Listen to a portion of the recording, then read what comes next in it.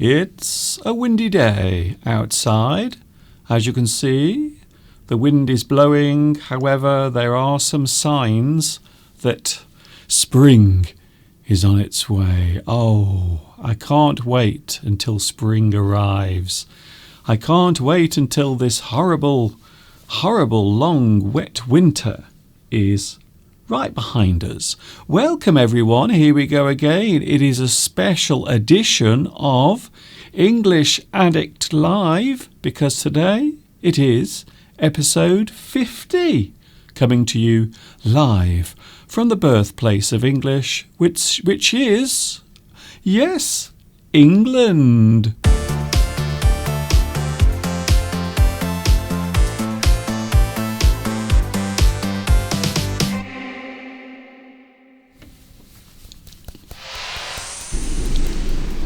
Come on, quickly. I can't wait. I was so excited this morning because I knew that I would be presenting my 50th English Addict lesson. Already, can you believe we have already reached episode 50? Oh, there is something I've forgotten to do. Excuse me a moment. I've had such a busy morning. There we go. A little bit of hand sanitizer before I start presenting my show today. It smells rather nice. It smells like bubblegum. How lovely. I've had a busy morning. Once again, I'm sorry I'm late. Once more, I am late with my live stream. Don't worry, I have a very good excuse. Because my heating system this morning, the heating system in my house, decided to stop working. So I had to phone one of my friends up. He happens to be a heating engineer. So he came from Wolverhampton, all the way from Wolverhampton. And this ties in with the thing that everyone is talking about at the moment, which is coronavirus. Because over in Wolverhampton, not very far away from where I live, there are now confirmed cases of coronavirus, the COVID-19 virus. So, I was a little worried this morning when he came. I said, "You haven't got coronavirus, have you?" And he laughed. He thought it was hilarious. The only problem was I was being serious. I wasn't joking. I wasn't actually making a joke, to be honest. I was being serious. Anyway, the good news is my heating is now working again. So that is nice. Thank you very much, John, my heating repairman, who came this morning to sort out my broken heater in the house. So now I'm nice and warm in my studio again. Isn't it nice? Lovely. Oh, guess what? As I mentioned, today it is a very special episode because today, yes,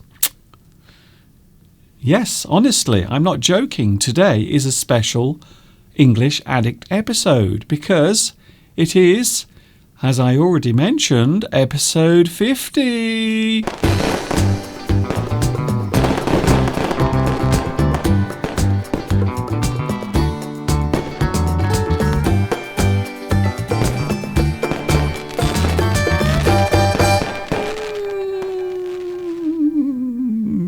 We are all here together again.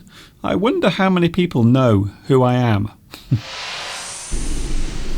Do you know me? Do you know who I am? I am Mr. Duncan. That is my name. There it is now on the screen. And I teach English on YouTube. I've been doing it for ever such a long time. Can you guess how long I have been teaching English on YouTube? 14 years, almost.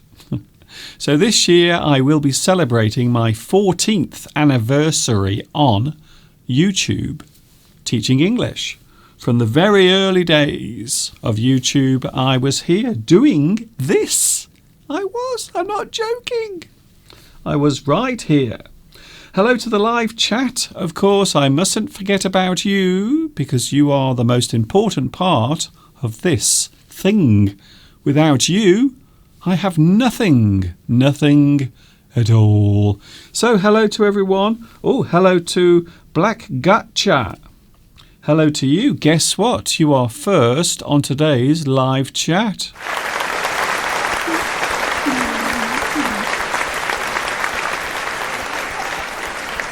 Wow. Welcome. Welcome one, welcome all. Grace Chin, hello to you as well. You are second on today's live chat. Hello to you. Sweetness is here. How are you, Mr. Duncan? How is Mr. Steve? I hope he is fine. Good news, Mr. Steve is feeling very well. He is better. He had a little fever last week, so I was a little bit worried. I was slightly concerned. However, Mr. Steve has now fully recovered and he has gone back to work. He was hoping to have some time off. He thought maybe he could have 14 days free holiday. Unfortunately not. He doesn't have coronavirus and nor do I, so it is back to work, unfortunately. So I have no excuse. In fact, I've just realised if I get coronavirus, I will still be able to work because I'm at home. So even though I might have to self-isolate, I won't have any choice because I will still have to work because I'm at home. That's not very nice, is it? I have a feeling I might be the last person on planet Earth who is still working. Who knows? Hello, Rolfie. I hope you are safe and sound. Safe and sound.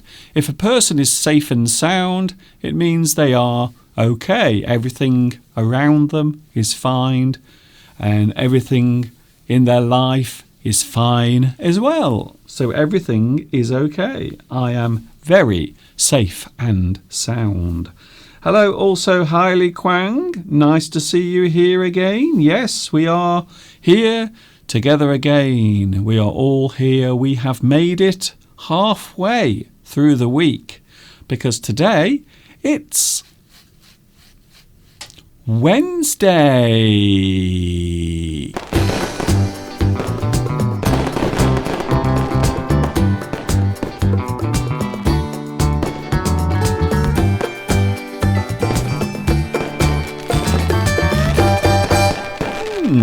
That's nice. Thank you, Christina. I am very happy to hear about Mr. Steve. Yes, he is well. He is fighting fit. That means he is very energetic. He has lots of strength once again. He is as strong as a butcher's dog.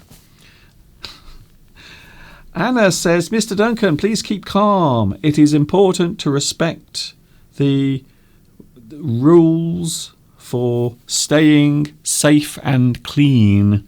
So washing your hands, stay away from other people, and don't shake hands. I didn't this morning. I didn't do it when my heating engineer came this morning to repair my heating system. I didn't shake hands. I said hi, hello, and that's all I said. And then I asked him if he had coronavirus, and he laughed. But I was being serious. I have a feeling that over the next few weeks we will all start becoming germaphobes. Germaphobes, there it is. In fact, 3 forms of the word. So can you see it now on the screen? So germaphobe. A person who is a germaphobe is someone who is afraid of germs and microorganisms, viruses, things like that.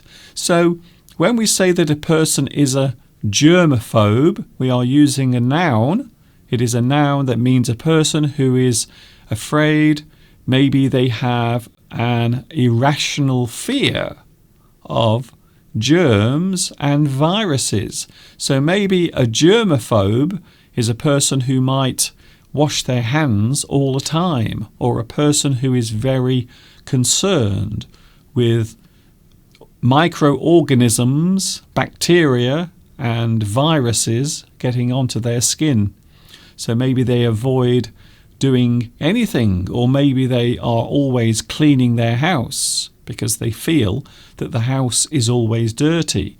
And then we have germophobic, which is the adjective form. So the adjective germophobic names the person. You are saying that that person is germophobic. And then we have germophobia, which means the fear of germs.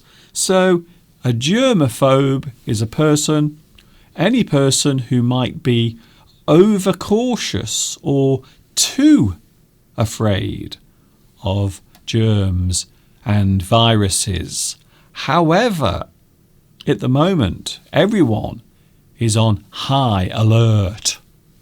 We are all trying to keep ourselves safe because, yes, there are more cases of coronavirus, including here in the UK. Some of the new cases here are not very far away from where I live. However, I am safe. I am still well, 100%. And also I have my toilet paper. So my toilet paper is right here. So I'm feeling very happy, very safe that I have my toilet paper. Other things that people are rushing around buying include pasta as well. So pasta, flour, rice, many of these things people are now busy buying all sorts of stuff from the supermarkets and also the shops as well. Very busy time, and a lot of people getting very concerned about the situation. So I suppose we should say that the best advice is to stay safe and stay clean. Make sure you always wash your hands, because I am.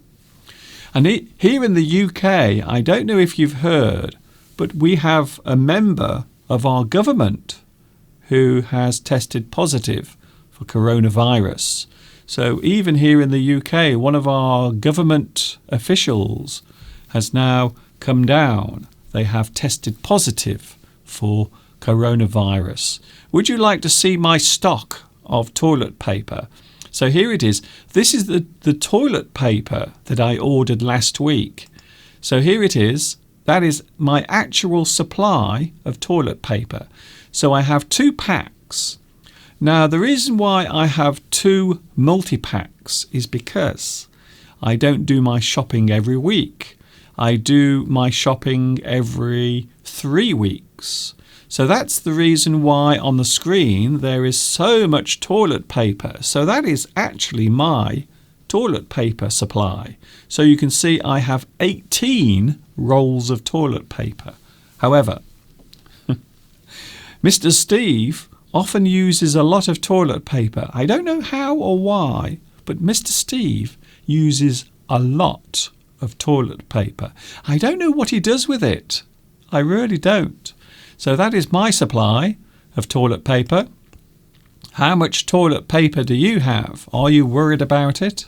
Maybe you have found another way of using something instead of toilet paper. By the way, it's a nice day here today. It's lovely outside. Shall we have a look outside the window? Look at that. There it is right now, a view outside. And you can see some of the lovely cherry blossom on the trees. And in the distance, there are some sheep looking very happy and content, because now the grass is starting to grow back, and so they have lots of grass to graze on. Graze. I love that word, by the way. When an animal is grazing, they are eating. They are eating. So they are eating the grass, or maybe some other food that grows from the ground. They are grazing. So you can see in the distance there are lots of sheep grazing in the field. I hope you are feeling good today. Hello to Oh, hello to Corrie. Are you going to eat the toilet paper, Mr. Duncan? Not again.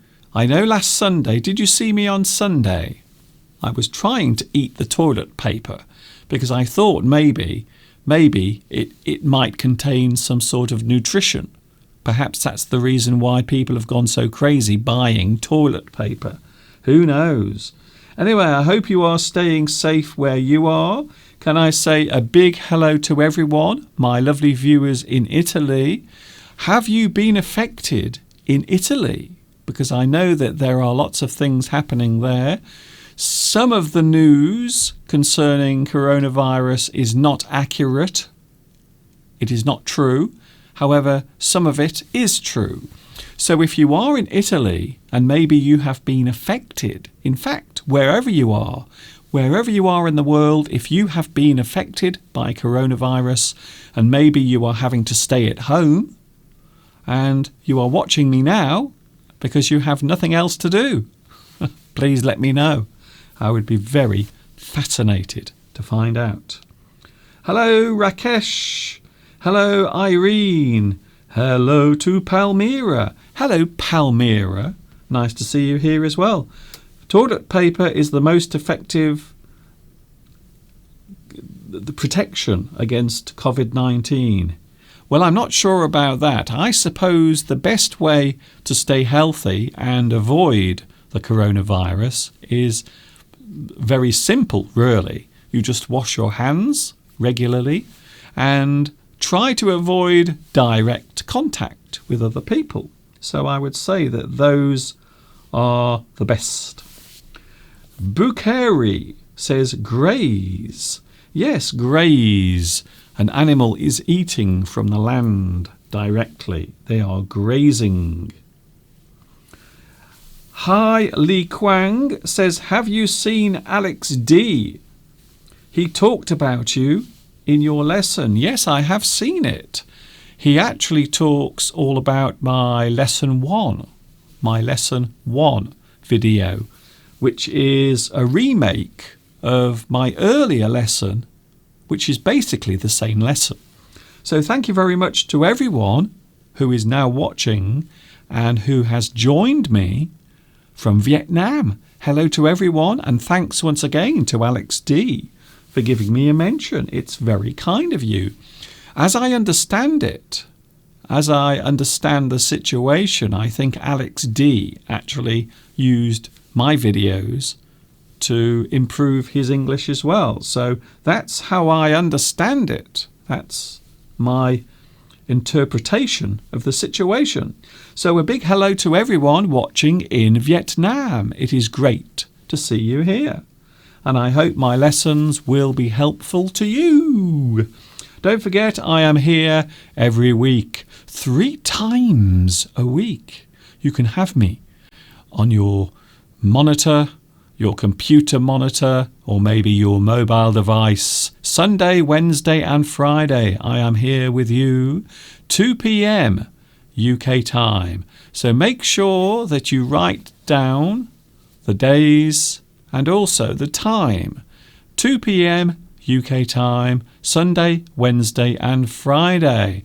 And of course, I suppose I should say that you are more than welcome to like and subscribe. Yes, like and subscribe. That would be ever so nice. Hello to Weeslawa. Hello to you. Hello also to Lilil, who says, I have stocked lots of toilet paper as well. I think it's nice to have the things you use in large quantities. Oh, I like that, yes. Large quantities. So some people are buying lots of things that they use on a regular basis. We might say that they are stockpiling. If you stockpile, it means you buy more than you normally buy, but you put it away for the future. So something that you might need later if there is a short supply. However, having said that, I don't think we are going to run out of toilet paper on the planet to be honest. I think there will always be toilet paper around. However, some people are really panicking about it. They are starting to get very worried. Hello to Van Nguyen. Is it difficult to buy masks in the UK? At the moment, not many people are wearing masks, so you won't really see people in the UK wearing masks. So here we are more concerned with keeping our hands clean and not having direct contact with other people. So that means shaking hands. So people are avoiding direct contact with other people. But no, here in the UK, people aren't wearing face masks. I haven't seen many people here where I live. In fact, I haven't seen anyone wearing face masks where I live. No one at all. Hello to Al Gamdi. Hello to you. Nice to see you here. Al Gamdi Abdullah. Where are you watching at the moment? It is great to have your company here today. And I hope I will help you in some way with your English learning. Don't forget my special rules for learning English. Learn English, practice English every day. Make English part of your life. Make it part of your body. Something you do, something you hear, something you say every day. So try to get used to using English every day. Listen to my video lessons, and also you can practice your speaking by repeating what I say. So there are many ways of improving your English. Many ways. We have some very excited people here on the live chat today. Very excited. Pedro is here. Oh, Pedro Belmont is here today. But how long will he stay? I do not know. Hello, Pedro. Nice to see you back again. Sue Jin. Hello, Sue Jin. It seems a long time since I saw you here. Most of us in South Korea are now wearing face masks at the moment. Well, I think the situation in South Korea is quite bad at the moment. However, as I understand it, it is now slowly being controlled, just like China. So apparently in China, the number of people suffering has plateaued. It has evened out. So there are not many new cases happening. And wherever you are, I hope you stay safe. Hello also to Tuan An Nguyen, who says, I am scared. Well, I suppose it is natural. It is a natural feeling. So maybe if something is happening around you that you have no control over, and I think this is one of the big problems with anything that comes along that you can't control. So I think it is natural, it is normal to feel afraid. It is normal to feel a little worried about the situation. So my advice is don't worry too much. As long as you stay safe, keep your hands clean, and I'm sure you will be all right. Hello to Iran. Hello, Hamid Reza. Hamid Reza Karimi says, Iranians love you. Hello to Iran, and I hope everything is all right there. I know there are quite a few cases of coronavirus also there. Here in the UK, a few more people have been infected, and sadly, we have now had some fatalities. So some people, sadly, here in the UK have died from coronavirus, unfortunately. Whale Al-Regzi says, Mr. Duncan, after a few minutes, I will invite a lot of Saudis to subscribe to your channel because you deserve it. Oh, thank you very much. That's very kind. As I always say, everyone is welcome to my English lessons. Wherever you are in the world, whoever you are all very welcome. Does the UK restrict any other countries that is affected severely by coronavirus? That's interesting. Tao Dang, thank you very much for your question. There are some restrictions at the moment. Of course, China is one of them because that's where the whole thing started. And I believe there are now restrictions for people coming back from Italy. However, it is a little confusing because apparently some people are being tested when they return and other people are not. So generally speaking, people are still being allowed to go away. However, when they return to the UK, they are being told to self-isolate or stay away from other people for 2 weeks. So the advice, I suppose, is a little confusing, but I would say that if you've been somewhere where coronavirus has broken out, maybe there are many people affected, I would say that it is a good idea maybe to isolate yourself just to make sure that you are okay. And in many parts of the UK, there is also testing taking place. I haven't had the corona test, so I haven't been tested for coronavirus because, well, first of all, I feel perfectly all right. And where I live, there are no cases at the moment, fortunately. You are one of a kind, teacher. Thank you very much, Algami. It's very kind of you to say. Thank you. Yes, I think it is natural and normal to be afraid. It is a natural response. I think so. So a natural feeling. Can I just tell you now, there are things that I'm afraid of. There are things that I fear. We all have fear. It is part of our survival. This is how human beings have managed to survive. So fear is part of survival. And I suppose being afraid is something that sometimes we can't control. So I'm not saying that you should go out and buy lots and lots of toilet paper, but I am saying that sometimes it is normal to feel afraid. However, I think the best advice is not to overreact. I think that is it. Try to stay calm, as it says here on my screen. Would you like to see it? Keep calm and wash your hands. I think that is the best advice I can give you at the moment. Keep calm and wash your hands. I think that's it. That's it. That's my advice. Maybe you can show this to your friends. Maybe you can make a screenshot and maybe you can show this to your friends. Keep calm and wash your hands. That is my advice.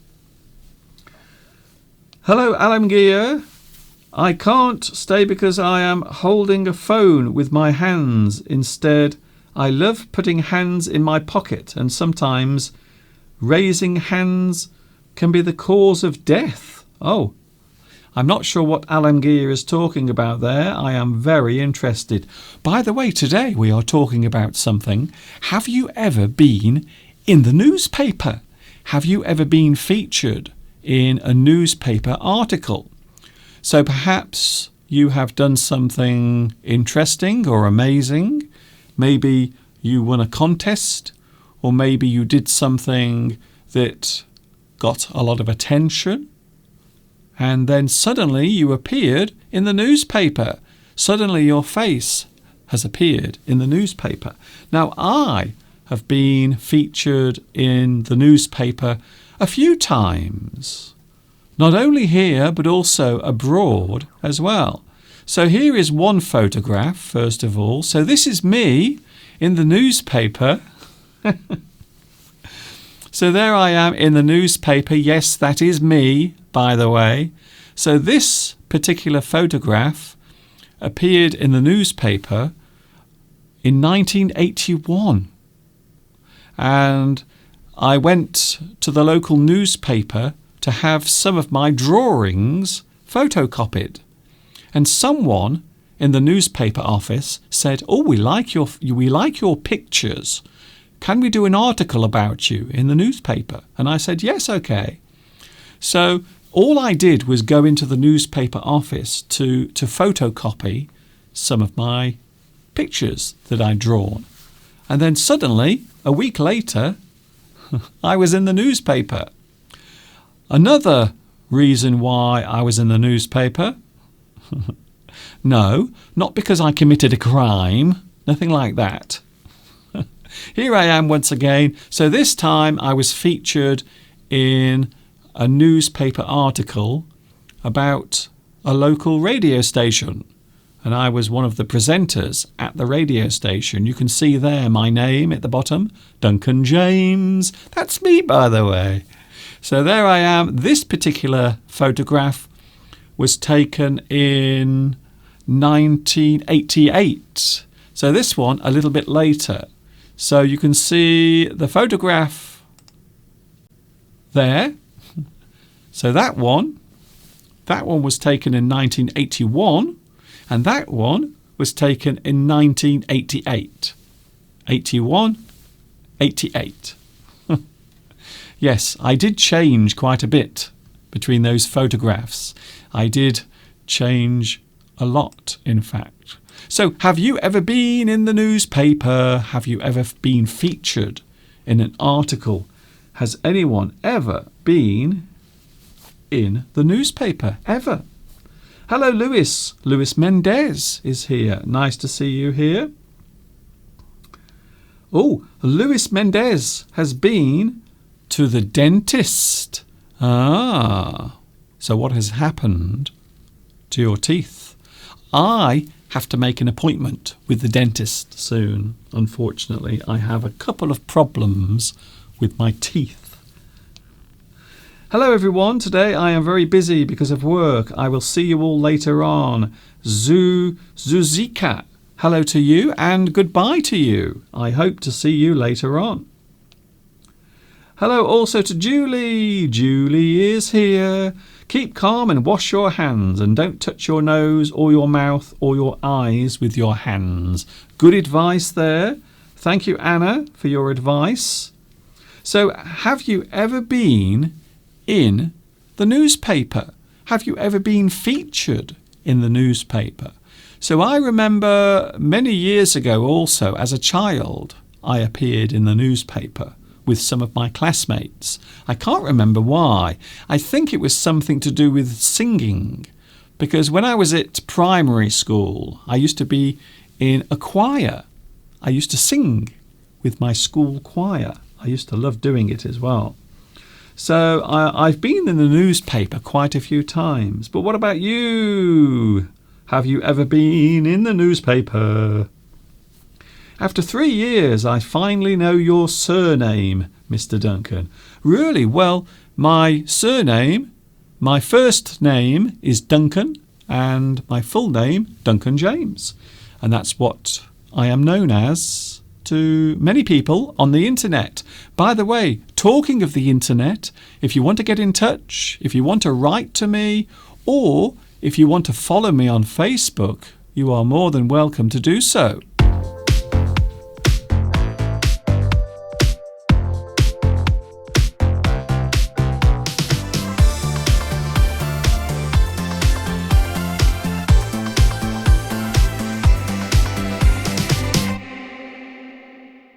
Ooh, some very interesting messages coming through here. Very interesting indeed. Ooh. Ooh. Hamid Reza says, I am a journalist and I love that you will be more famous. Well, I hope more people will have a chance to follow my live streams here on YouTube. That would be ever so nice. I remember I have been in a newspaper, says Lil, and it was in a picture for a group of people. Oh, I see. So you were with other people. So you weren't on your own. you were actually standing with other people, maybe a group of people. Interesting. Why do you have to save a lot of toilet paper? Well, at the moment I have a lot of toilet paper because that's what I normally buy.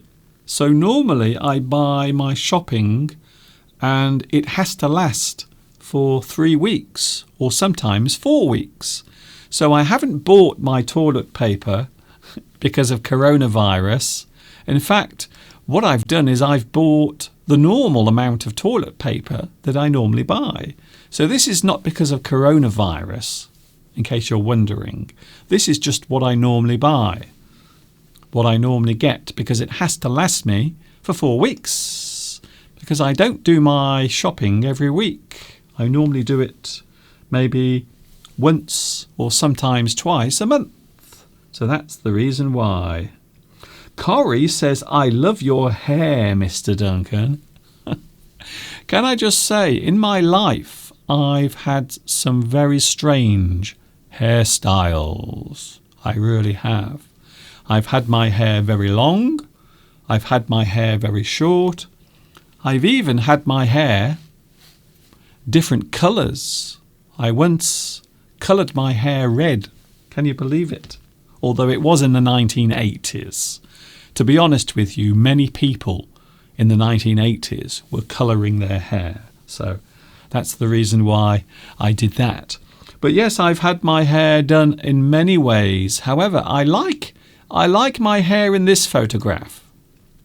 I like my hair. Can you see it? It looks very strange. It looks curly. And that's because my hair was very curly in that photograph. So I quite like my hair there. I wish my hair looked like that now. Unfortunately, it doesn't. Unfortunately, my hair does not look like that anymore. Sadly, not anymore. I think I was 17 years old when that photograph was taken. So it was a very long time ago. I'm pretty sure there are lots of people now adding on their fingers, trying to work out how old I am. I think so. So we are talking about lots of things today, including abbreviations as well. Do you ever see abbreviations in your day-to-day life? And it's very interesting that there are many ways of using abbreviations, and there are many types of abbreviation as well. So that is something we are going to look at a little bit later on, not just yet, because right now I want to show you an excerpt from one of my lessons. Oh yes, I can't resist showing you an excerpt from a lesson I made many years ago, talking all about spring, because spring is now in the air. Spring is approaching. Do you have spring where you are? Well, if you don't, this is what it looks like here in the UK.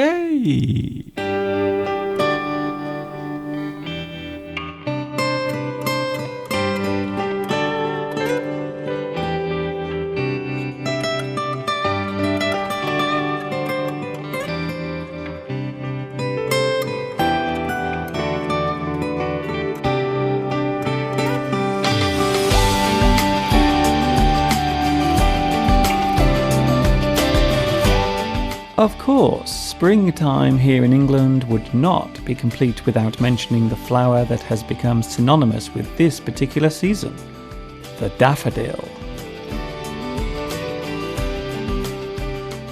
This flower can be easily found during spring in both the countryside and suburban gardens all across Britain.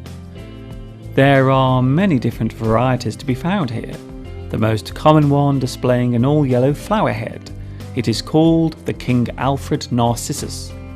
There is even a miniature daffodil, which originally grew in Portugal and Spain. The poet William Wordsworth immortalised the daffodil in verse with his famous poem simply entitled Daffodils. I wandered lonely as a cloud that floats on high o'er vale and hills, when all at once I saw a crowd, a host of golden daffodils, beside the lake, beneath the trees, fluttering and dancing in the breeze.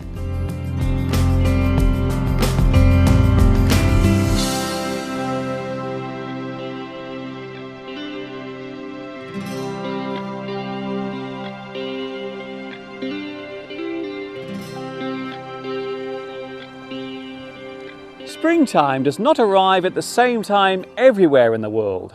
For example, springtime in Australia comes as we in England prepare for winter. Countries in the northern hemisphere experience spring near the start of each new year, while those living in the southern hemisphere experience spring towards the end.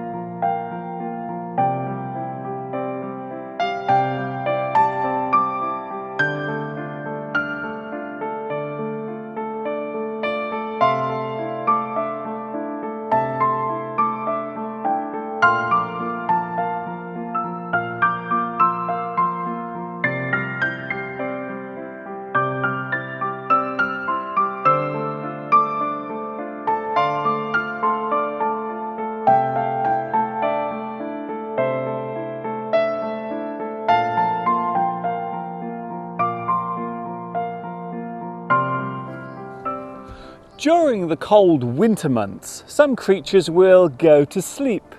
We call this hibernation. This happens because food tends to be scarce during the winter season. During early spring, these animals will wake up again. Creatures that hibernate include bats, dormice, hedgehogs, and many types of insects. Although most birds do not hibernate, there is in fact one that does. It is called the porwheel and can be found in certain parts of the USA.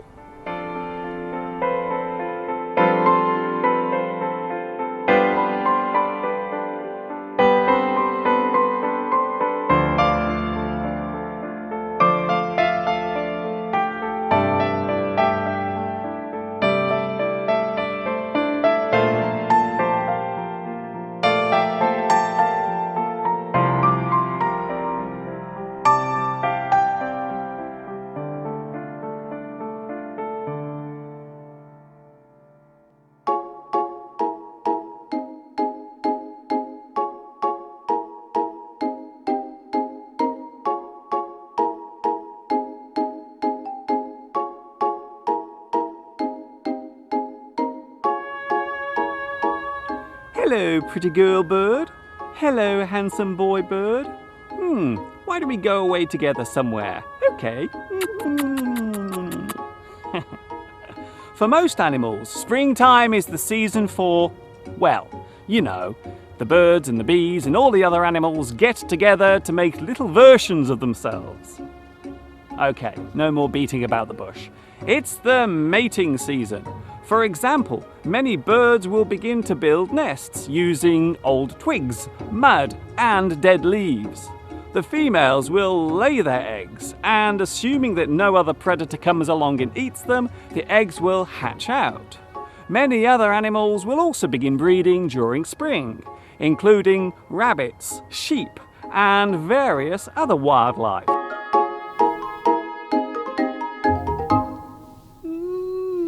I hope you enjoyed that. An excerpt from one of my lessons all about springtime, because spring is definitely on the way.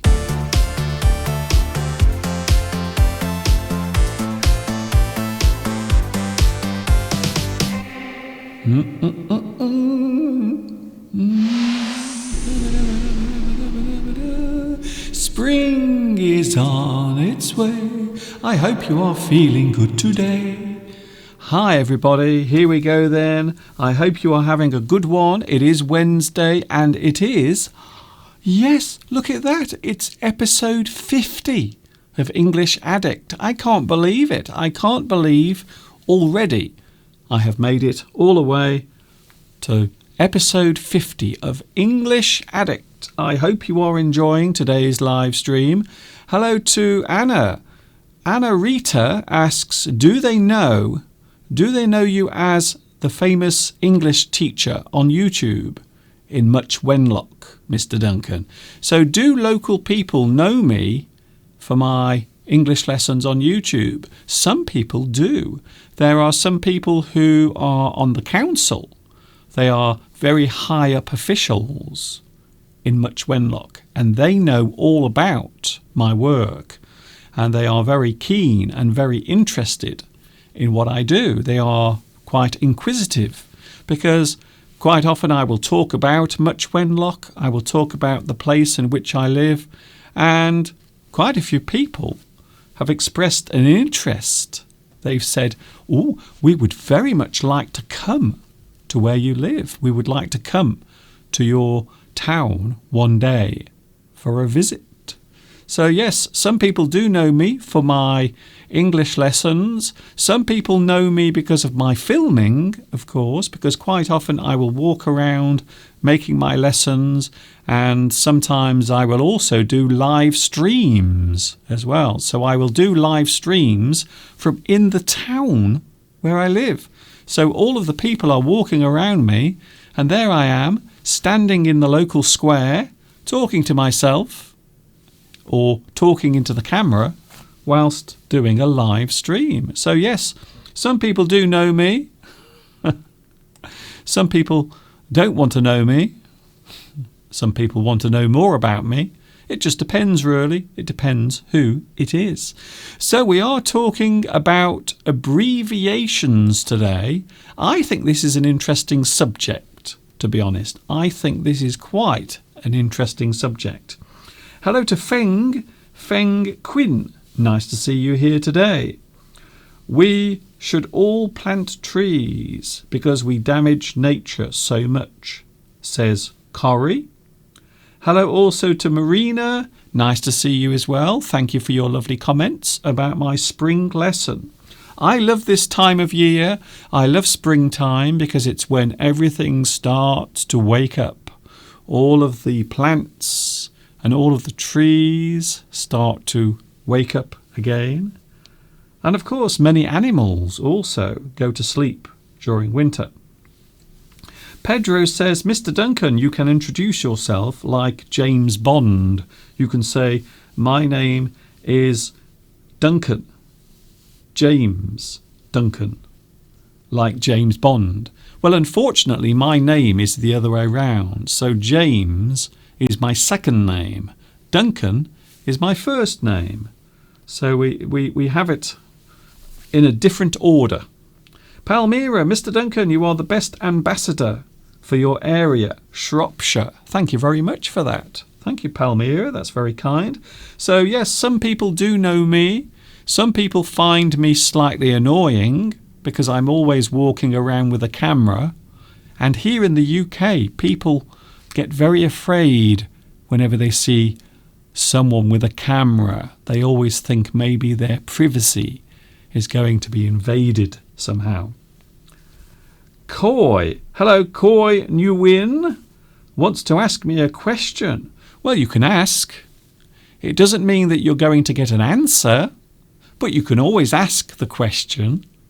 It doesn't mean I will answer it.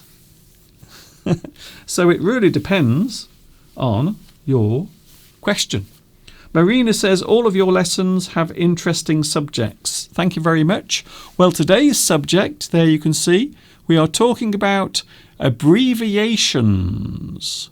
To shorten a word or sentence so as to make it easier to use, you abbreviate something to save time. So abbreviation is an action where you shorten a word, or in some cases you also shorten a sentence as well. So there are many ways of using abbreviations. Quite often we will shorten something, and there are many different ways of using abbreviations. We also have lots of words that we can use as well. For example, you abbreviate, you shorten, you cut, you curtail, you abridge, you condense, abbreviate, shorten, cut, curtail, abridge, condense. So if you abbreviate something, you make it shorter. Quite often we do this because we want to save time. Quite often if you are writing things down. If you are writing things down and you have to do it quickly, sometimes it is very useful to abbreviate, shorten, to make something shorter. So abbreviation can be very useful thing indeed. So there are many ways of defining the word. Also, there are 4 types of abbreviation. I don't know if you know this, but there are 4 types of abbreviation. You have initialism, acronym, shortening, and also contraction. So initialism, acronym, shortening, and also contraction. So these are the 4 types of abbreviation. So first of all, initialism. Well, there you can see now on the screen, initialism. An initialism is formed from the first letters of a group of words. We pronounce each letter individually. So we have some examples of initialism. So this is a very popular form of abbreviation. So quite often we will use these abbreviations when we want to say something that contains a lot of words and letters.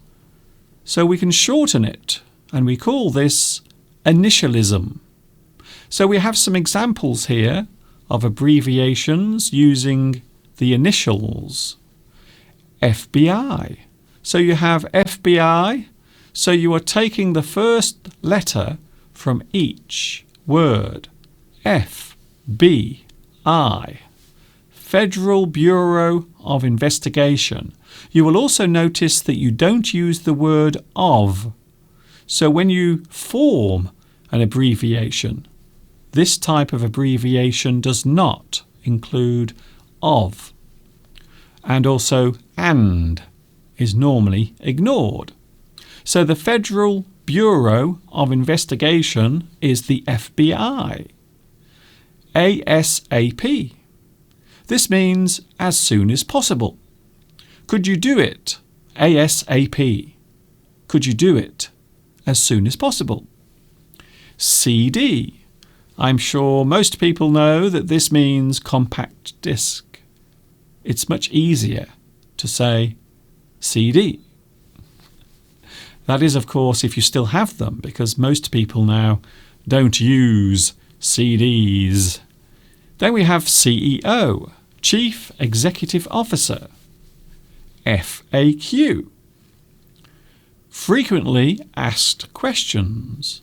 So these are all examples of initialism. This is one particular type of abbreviation. PLC, Public Limited Company. UFO, Unidentified Flying Object. USA, United States of America. VAT, Value Added Tax. So there you can see some examples of initializing. You will just take the first letter from each main word.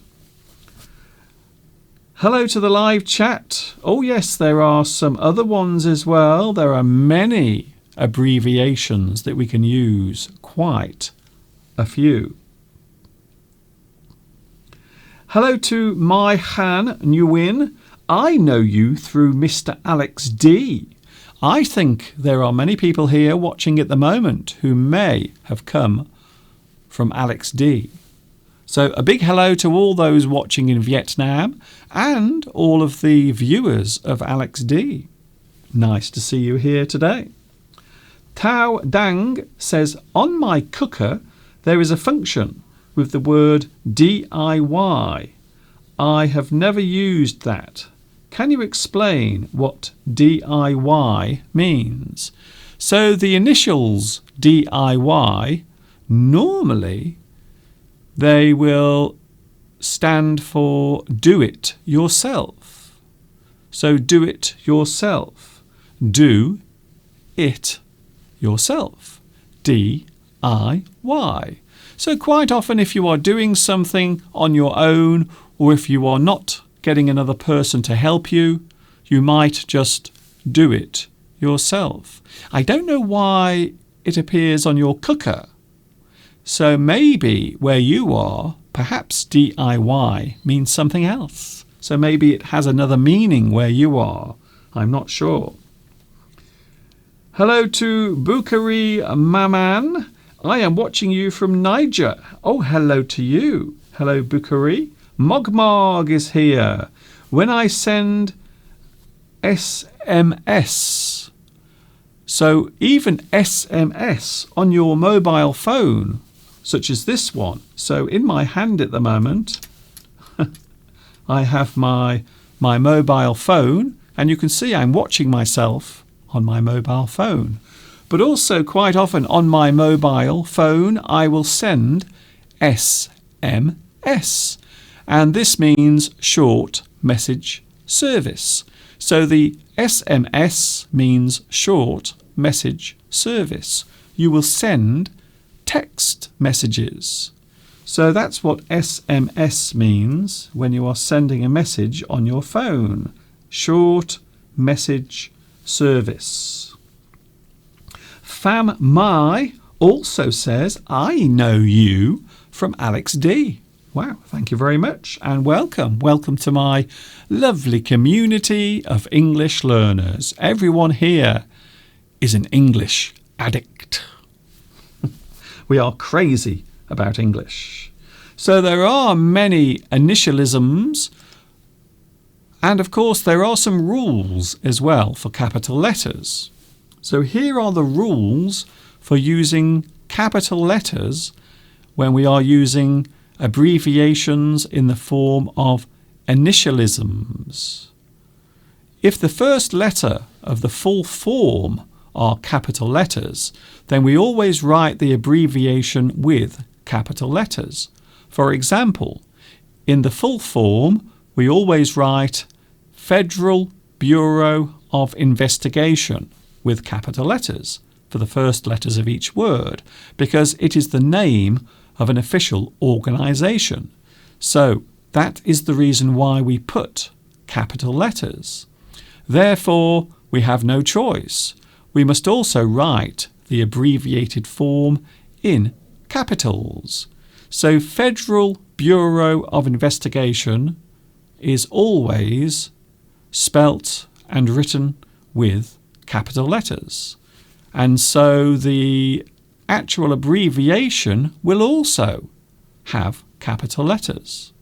I hope I've explained that clearly. And we also have rules for full stops when we are talking about initializing abbreviations. So in British English, we do not normally put full stops between each letter for initialisms. So you can see some examples there. FBI, no full stops, no periods, no spacing with full stops. So we never put full stops between the initials. In American English, it is a question of style. Using full stops is more common in American English. So you can see the examples at the bottom. FBI can be written down with or without full stops. Or as they say in American English, periods. So a period is a full stop.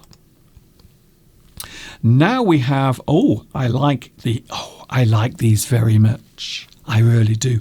I love acronyms. What about you? Do you like acronyms? An acronym is formed from the first letters of a group of words.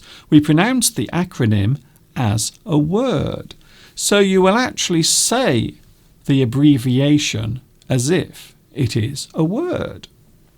For example, NASA, the National Aeronautical and Space Administration, is abbreviated in the form of an acronym. So we say NASA. To be honest with you, that is much easier to say. Then we have NATO, the North American Treaty Organization. But it is much easier to say NATO.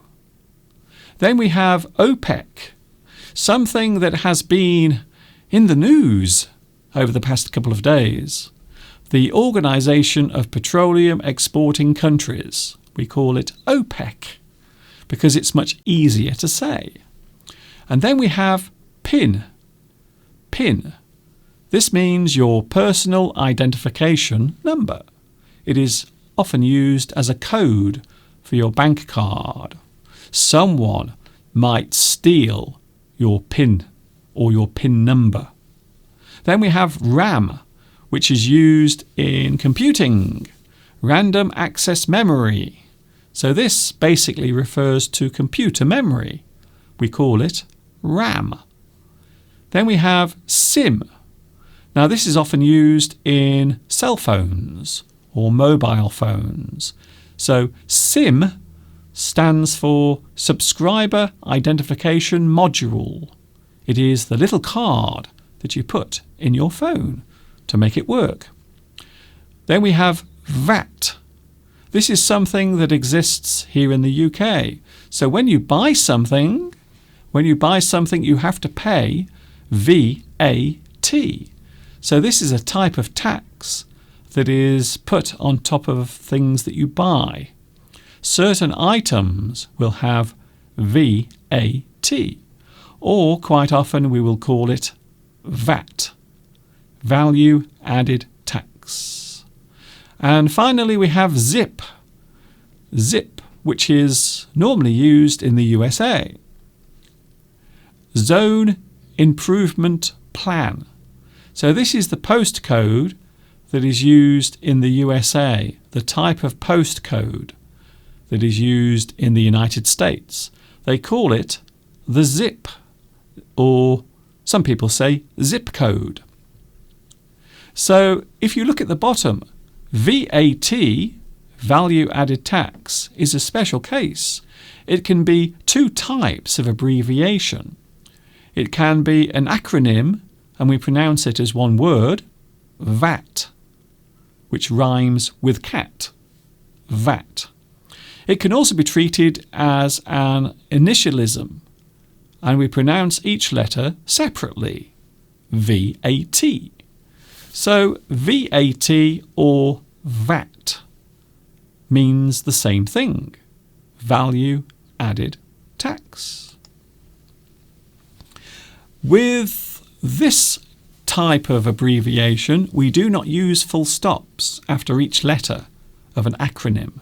This is because we treat acronyms as words and pronounce them as words. We never write full stops in the middle of words. It is a basic grammar rule. You never put full stops in the middle of words. Hello to the live chat. A lot of people here. Nice to see so many people here today. Thank you very much for your lovely messages. Yes, we often write abbreviations with capital letters, especially if the abbreviation is an organisation or something that is a name. A name. We also have Jamelia here. Oh, hello, Jamelia. I haven't seen you for a while. Nice to see you back here today. Rolfie, it is worth saying that social media and the use of smartphones has contributed a lot when it comes to acronyms and abbreviations. Yes, there is a whole language nowadays that is used by young people on their mobile phones or their cell phones. So when they are actually sending messages on their phones, they will use lots of abbreviations and lots of slang that has been abbreviated. So yes, you are right. You are right. Palmyra says, "Oh, hello, Luis Mendez. I did not know. Do you know the meaning of bistro? It derives from the Russian bistro. For example, quickly." Oh, I see. So the word bistro, which you will see used often in the USA and also in France and here as well.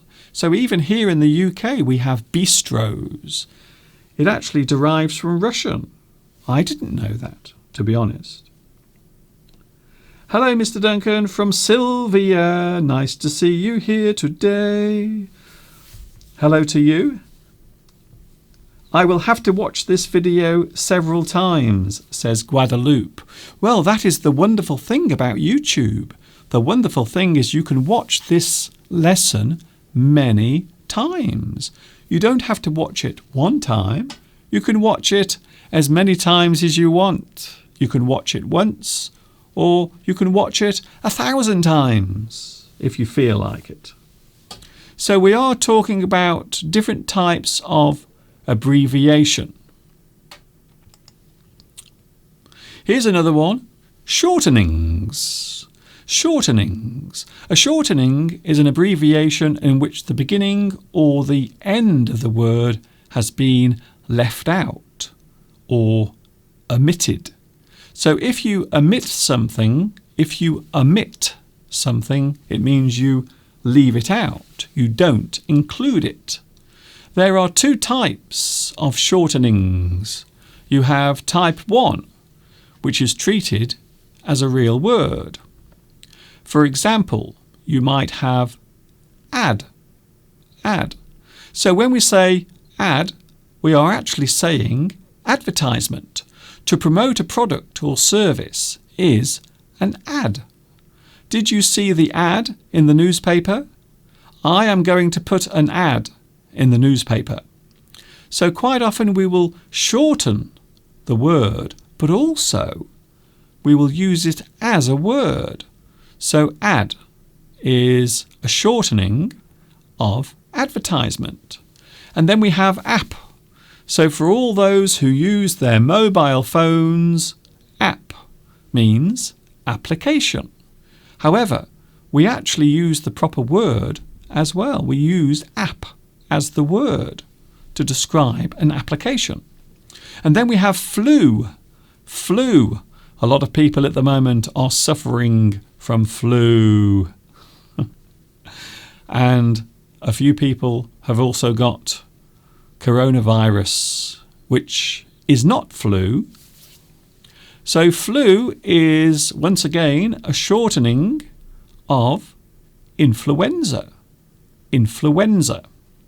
So a lot of people these days will say flu instead of influenza. Then we have blog. Well, a web blog or a web log. So a web log is a recording, normally in text. So you will write things down. You will write maybe stories about your life, or maybe you will write some information about a certain topic. Blog. So web log is the full form, and the shortened is blog. Blog. Many years ago, I used to have my own blog. Then we have rhino. Rhino. A rhino, well, as you can see, it is the abbreviation of rhinoceros. Rhinoceros, which is a wild animal. Also, an animal that is hunted quite a lot. So we use type 1 shortenings like real words. We write them and say them as one word. So even though you are shortening the word, you are still pronouncing the abbreviation as if it is a word. Then we have type 2 shortening. So these are not treated as real words. Now this means that you can write them down, but you can't pronounce them. You don't use them when you are speaking. They are only used when you write, not when you speak. So the type 2 shortenings are not treated as real words. For example, you have February, Saturday, and Wednesday. They are all shortened. You can see that they are shortened. However, we only use these abbreviations when we are writing. We never use them when we are speaking. So you never say Feb. You never say sat. You never say wed when you are using the abbreviations. You will always say the full word. However, if you are writing, you will use the abbreviation. So you only use them when you are writing down. As you can see also, we have ETC, which means etc., etc., which is Latin for and the rest. Type 2 shortenings are only used in writing, but when we say or read them, we say the full version of the word. So if we are writing, please send me the Feb accounts. Well, you will never say that. You will always say, please send me the February accounts. So you only use this type of shortening when you are writing. When you are writing. This is a big topic, but I hope it is interesting.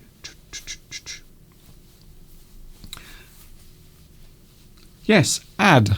So you have ad, which is advertisement, and you have app, which means application. I'll try not to forget that, says Rolfie. I'm very pleased to hear that.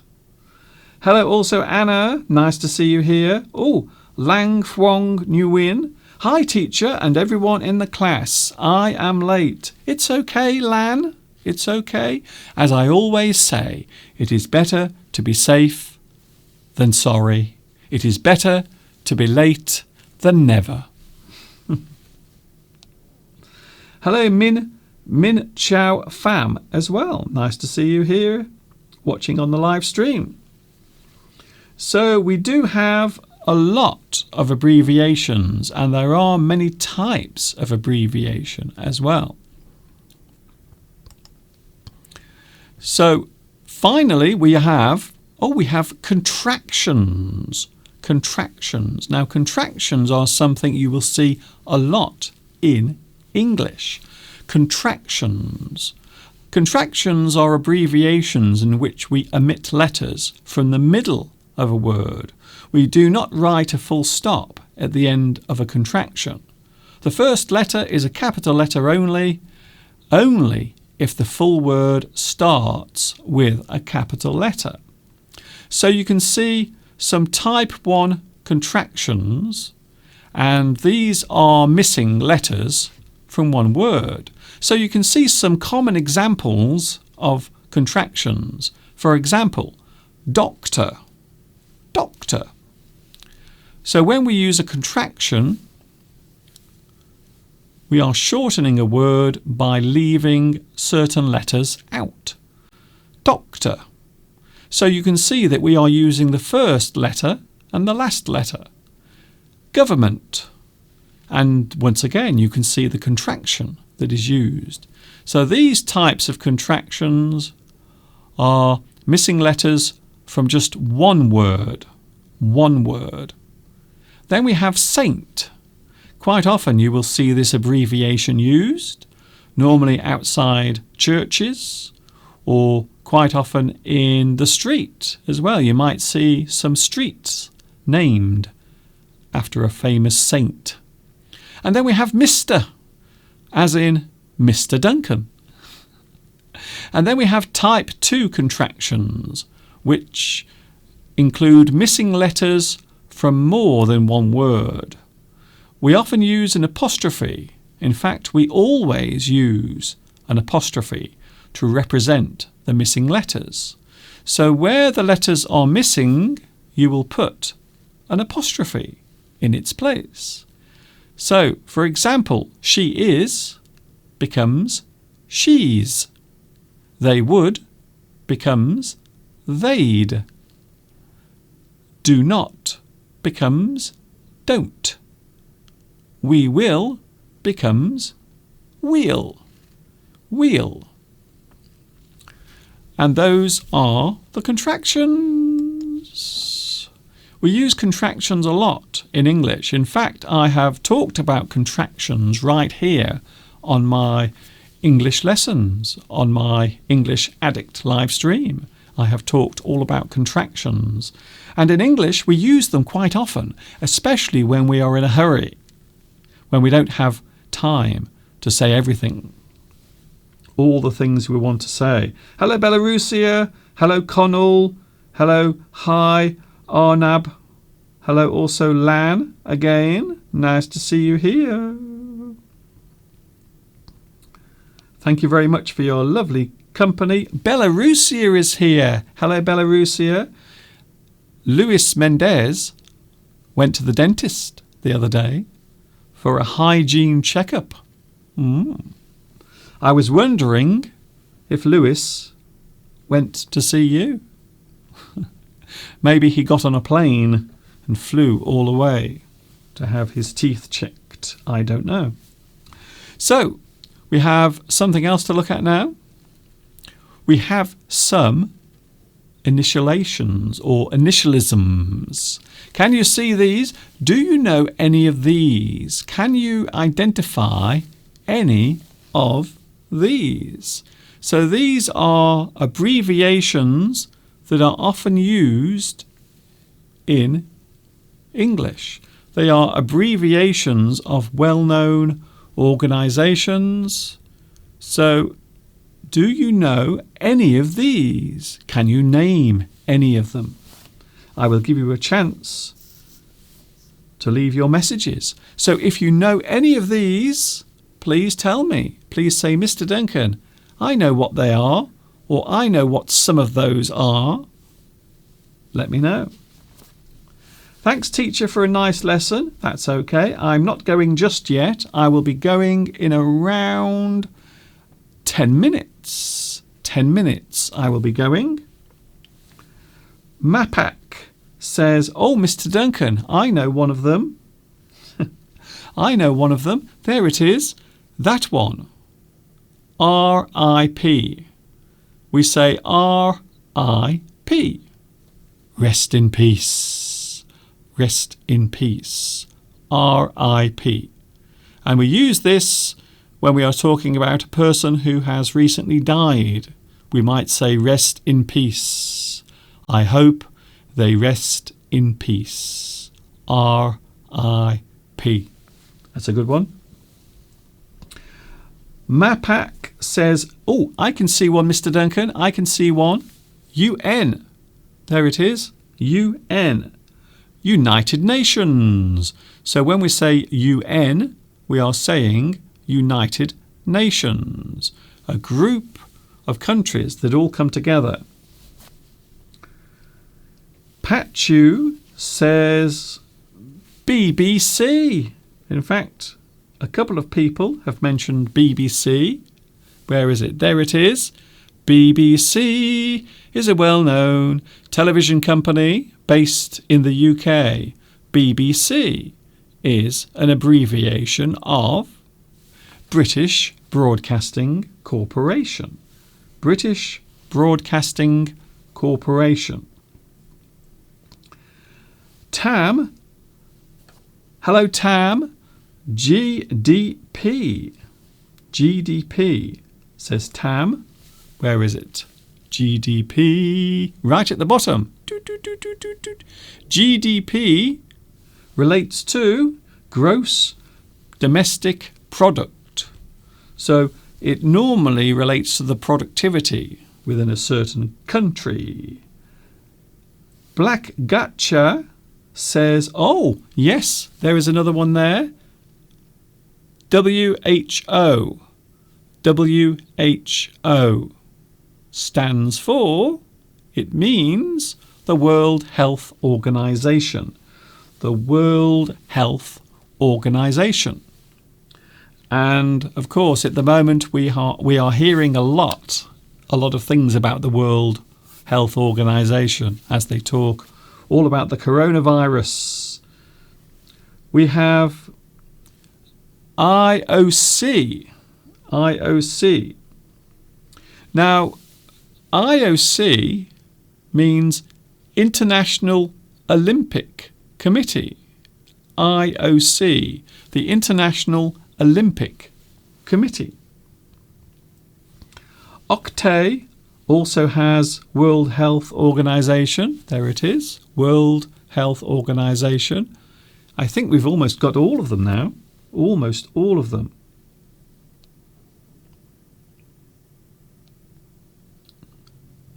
Corrie is going now. See you later, Corrie. I will be back with you on Friday, by the way. I am back with you on Friday. Just in case you are wondering when I am back with you. Mapak says RSPCA. Oh, yes, that is quite a long one, isn't it? RSPCA. So here in the UK, we have an organisation that takes care of animals.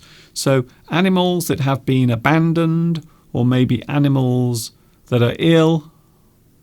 RSPCA, the Royal Society for the Protection of Cruelty to Animals. The RSPCA, the Royal Society for the Protection of Cruelty or Prevention of Cruelty to Animals. RSPCA. So that is an organisation we have in this country that takes care of animals. There are many abbreviations of cities around the world. Yes, thank you. You have spotted that one. LA, Los Angeles. So a lot of people will say LA instead of Los Angeles. I'm off to LA for 2 weeks. LA, Los Angeles. Los Angeles. PC. Well, PC isn't there, but yes, you are right. PC means personal computer. Also, here in the UK, a lot of people say PC to mean political correctness. So things that you have to say to avoid offending anyone. We call it political correction or political correctness. Alfredo asks, what does DND? Oh, there it is, yes. DND means do not disturb. Do not disturb. DND. Do not disturb. So maybe if you work in an office building, you might see the sign on the door. It says DND. Do not disturb. Do not come in. Of course, there are many others as well. TLC, says Jamelia. TLC. Yes, TLC. Tender, loving care. Tender, loving care. If you treat someone tenderly, you treat them gently. You treat them well. You treat them with love and kindness. TLC. RSVP. Yes, an RSVP is normally asked for when you are inviting someone to a party. So maybe you will invite a person to a party. and you will ask them to respond. So, répondez s'il vous plaît. Répondez s'il vous plaît is RSVP. And of course, it is French. FYI, for your information. I know I featured that in one of my English lessons. I did. So those are the abbreviations. Now we have some acronyms. So we have NASA, OPEC, ASAP, POTUS, SARS, and also BRIC, which refers to a group of nations. So NASA, OPEC, ASAP, and also POTUS, SARS, and BRIC. So NASA, first of all, let's look at NASA. NASA. So that is a well-known acronym, NASA. What is political correctness? Political correctness is a type of behaviour or the way you do things so as not to offend other people. So you avoid offending other people. You choose your words carefully, or you have to include everyone in what you are talking about. So political correctness is a very strict way of guiding everyone to speak without causing offence. The things you must say, the things you have to do, the way you must behave so you don't offend anyone. Political correctness. Wow, so many messages coming through here. Thank you very much. So we have NASA,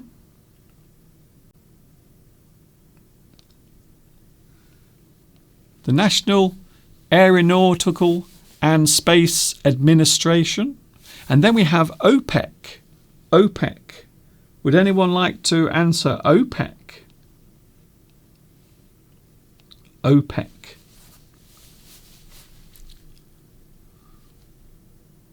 No one's going to answer OPEC. I will leave that open. And then we have ASAP. ASAP or ASAP. ASAP means as soon as possible. You do something as soon as possible. Thank you, Tam. NASA means National Aeronautics and Space Administration. Yes, thank you. Then we have POTUS. I'm sure you know what this means. POTUS. POTUS is an acronym for President of the United States. So the President of the United States. Now, this is very unusual because they are using the word the, which we often leave out when we are shortening or abbreviating a word or a sentence. So POTUS stands for President of the United States. Oh, a lot of people now have OPEC. Well done. Well done. OPEC, the Organisation of Petroleum Exporting Countries. The Organisation of Petroleum Exporting Countries. OPEC. There it is. And almost at the end, almost finished, SARS. I'm pretty sure we all know what SARS is. Do you remember SARS? Way back in 2003, a lot of people were suffering from SARS. Oasis, U2. Hello, Oasis, U2. I guess they are your favourite groups. I think you are a big fan of Oasis and also U2. Watching in China, hello to you. Where are you? Where am I? I am in England at the moment, talking to you live. So hi there, Oasis U2. Where are you in China?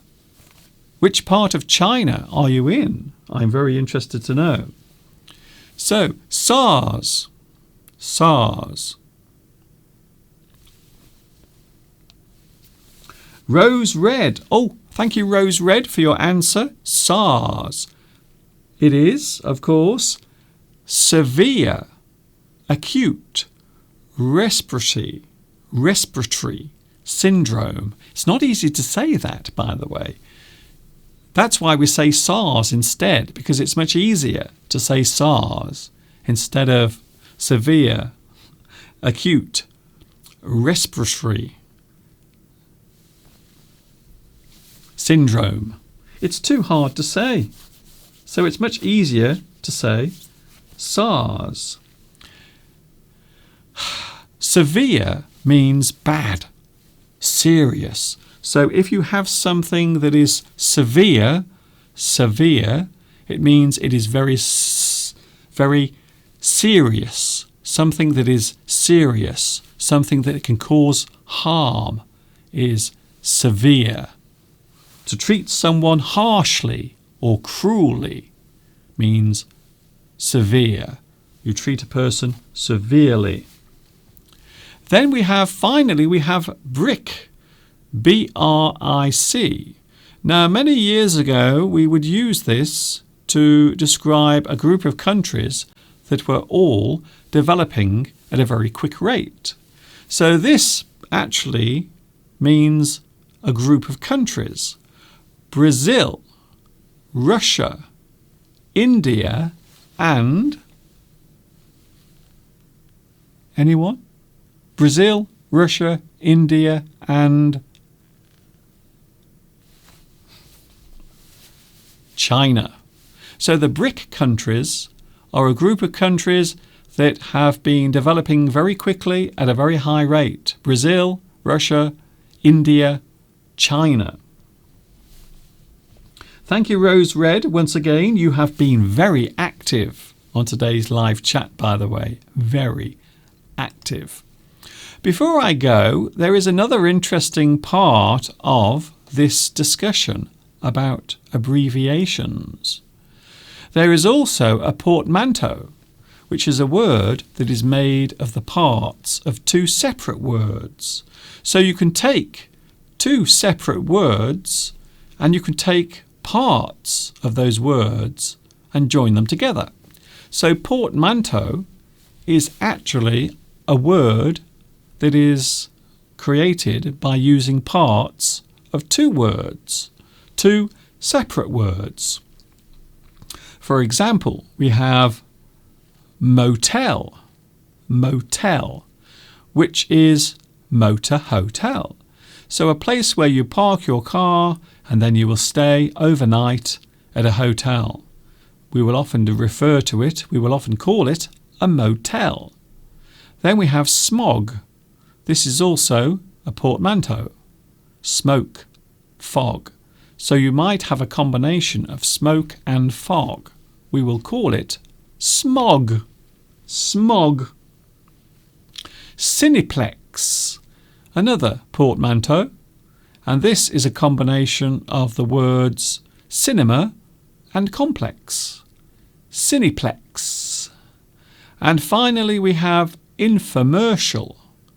Infomercial.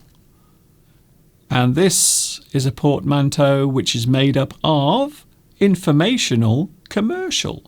So an informational commercial is called an infomercial. Infomercial. So that is also a portmanteau. Even the word portmanteau is a portmanteau. Isn't that strange? Yes, you can also call it blending. You will take parts of two words and you will blend them together. You will put them together to create a new word. Quite often we will refer to it as a portmanteau. Portmanteau. That's almost it. I can't believe it. In fact, we have overrun by 7 minutes. 7 minutes. I will be back with you. When will I be back? Oh, I'm back on Friday. Don't forget, I'm with you on Friday. And Friday the 13th. Friday the 13th. Many people believe that Friday the 13th is unlucky. So I will see you then. Thank you very much for your company. Thanks a lot. I love England. I like the bands that come from Manchester, says Oasis. You too. Okay then. But whereabouts are you? I'm very intrigued. I'm interested to find out where you are in China. I really want to know. Hi, Arnab. Thank you very much. Thank you so much, Mr. Duncan, for another great live stream. I have to go now. Mind yourself. Take care, Mr. Duncan. I will try my best. I hope you will take care as well. Don't forget, keep your hands clean. Maybe you can use a little bit of hand sanitizer. Or you can also wash your hands as well with soap and hot water. So I think there are many ways to stay safe during this strange period of time that we are all going through. What I would say, my advice would be, keep calm and wash your hands. That is my final word today. Keep calm and wash your hands. Thank you very much for your company. Thank you, Salah Musa. Thank you very much. Thank you also to Lilil. Thank you also to Isabella, Marina, also Patrick Malval. Thank you very much for your company today.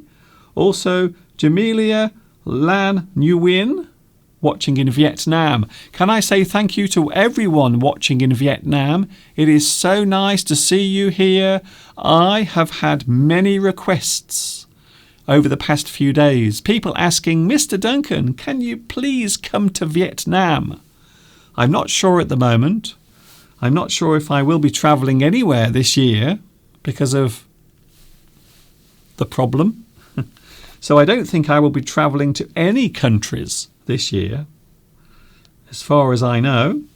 Thank you also to Pachu, Palmyra. Thank you, Su Jin. Nice to see you back, by the way. Thank you for coming today. Thank you, Tao Dang, watching in Vietnam. Thank you very much for watching me today.